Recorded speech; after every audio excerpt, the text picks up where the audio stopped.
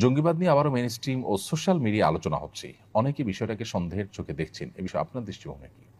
প্রথম কথা হলো যে, পশ্চিমা সাম্রাজ্যবাদীদের অনেক বড় একটা অস্ত্র হলো মুসলমানদেরকে জঙ্গিবাদের তকমা দেওয়া, ট্যাগ দেওয়া।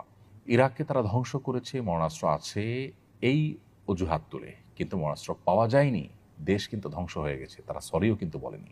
এই একটি এক্সাম্পলই যথেষ্ট তাদের এই জঙ্গিবাদের তথাকথিত এই খেলা, এই নাটক বোঝার জন্য। মুসলিম দেশগুলোকে, আমাদের মতো দেশগুলোকে চাপে রাখার জন্য তারা এই জাতীয় ইস্যুগুলোকে নানাভাবে ফুলিয়ে ফাঁপিয়ে প্রকাশ করে।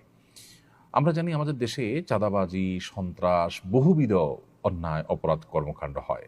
মানুষের নিরাপত্তা এখানে বেশ কিছু ক্ষেত্রে আমরা দেখি যে বিঘ্নিত হয় দারুণভাবে। এই সমস্ত বিষয়গুলোর জন্য বিগত সরকারগুলোর বিশেষ কোনো উদ্যোগ না থাকলেও আমরা দেখেছি জঙ্গিবাদ, তথাকথিত জঙ্গিবাদ দমন করবার জন্য প্রায় 15 থেকে 20টা উইং বা ডিপার্টমেন্ট নিরাপত্তা বাহিনীগুলোর রয়েছে। আপনি চিন্তা করতে পারেন যে একটা দেশে এতগুলো উইং রয়েছে, কাউন্টার টেররিজম, অ্যান্টি টেররিজম, বিভিন্ন নামে আইনশৃঙ্খলা রক্ষাকারী বাহিনীগুলোর বিভাগ বা শাখা রয়েছে। এতগুলো মানুষ সেখানে কাজ করছে।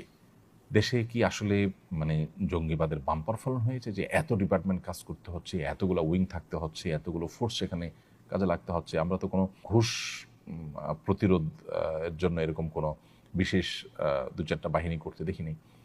তো এই বিষয়গুলো বিদেশিদেরকে খুশি করার একটা প্রচেষ্টা, পশ্চিমাদেরকে খুশি করবার একটা প্রচেষ্টা। তারা যেই ন্যারেটিভ দেয় সেটাকে আমরা এখানে প্রতিষ্ঠা করবার অন্ধ চেষ্টা এবং অন্ধবিশ্বাস করি, অন্ধভাবে এটাকে চালানোর প্রতিষ্ঠা করবার জন্য আমরা চেষ্টা করি, যেটা খুবই দুর্ভাগ্যজনক একটা বিষয়। বিগত আমলে বিশেষ করে অত্যাচারের গুমখুনকে হালাল করবার অন্যতম একটা উপায় ছিল জঙ্গিবাদের নাটক। ইতিমধ্যে ডিএমপি কমিশনার সহ দায়িত্বশীল ব্যক্তিবর্গ তো বলেইছেন যে বাংলাদেশে কোনো জঙ্গি নেই এবং জঙ্গিবাদের নামে যা হয়েছে সেটা নাটক, এটা তারা পর্যন্ত স্বীকার করে নিয়েছেন।